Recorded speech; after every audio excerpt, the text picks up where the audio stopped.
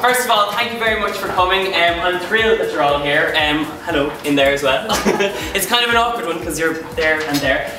First of all, I'll just introduce myself. My name is Donal Skehan. Hopefully some of you might have heard of me. I started my kind of journey into food from a very young age. I learned to cook at home. And that's kind of the ethos I grew up with. It's all home cooking. I'm not a chef, I'm not trained. It's all home cooking that I've learned at home.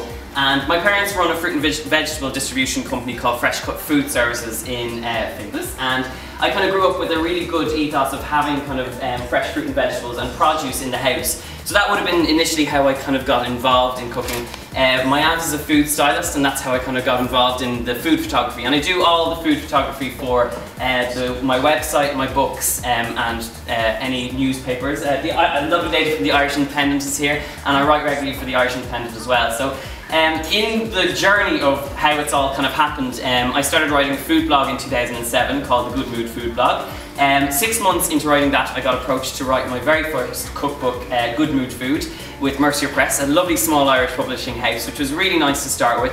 And that went on to win an Best Irish, oh God, what did it win? Best Irish Published, that's what it won, in the Irish Book Awards very recently, which was an absolute honour because, you know, kind of coming from my background, which really isn't from the kind of traditional sense of anyone who's kind of come up through the foodie ranks in Ireland, it was an honour to kind of come that way and to kind of make a name for myself through that form. So from that, it kind of led on to my next book, which is called Kitchen Hero, which is what you'll all be eating from today.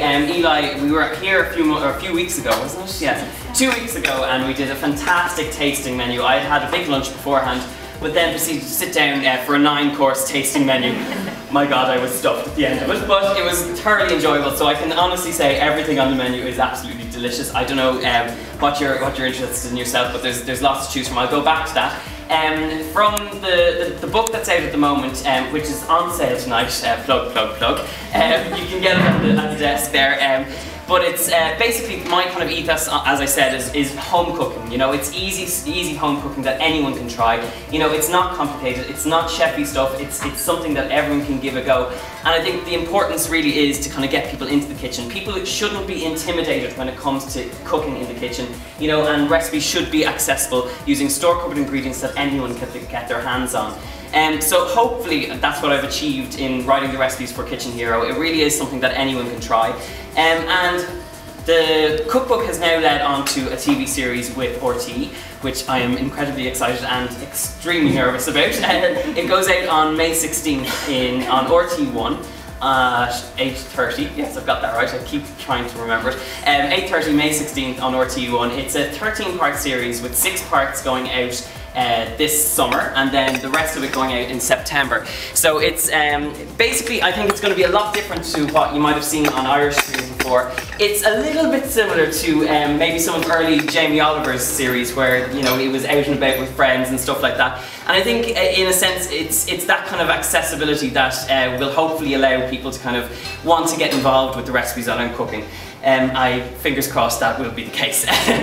But overall, that's what's going on at the moment, and so obviously it's the Cookbook Club has come at a perfect time because we're just in the throes of promoting the cookbook, and the TV series is just about to start. Can everyone hear me? Am I? Okay, grand. Sorry, I forget you're all in there as well. Hello. So without further ado, I'll just run you through the recipes that are being used for the menu tonight. There is a delicious roast aubergine dip for any vegetarians or anyone who wants it, which is absolutely delicious. It's roast aubergine with lots of kind of spices added. The zingy Thai fish cakes are one of my favourites, and it's one of the recipes that is featured in the series and in the cookbook. In fact, they're all from the cookbook. Sorry, I realise we're doing the cookbook club here. They're all from the cookbook. As you can see, Elaine has put page numbers on each and every recipe. So if you do fancy any of the recipes or any of the dishes tonight, you can bring a book home and try it out yourself. very easy and very good to plug. But anyway, so the Thai fish cake's really easy to make. That is kind of my key to everything, that anyone can try something. So the Thai fish cake's really easy to make, absolutely delicious if I do say so myself.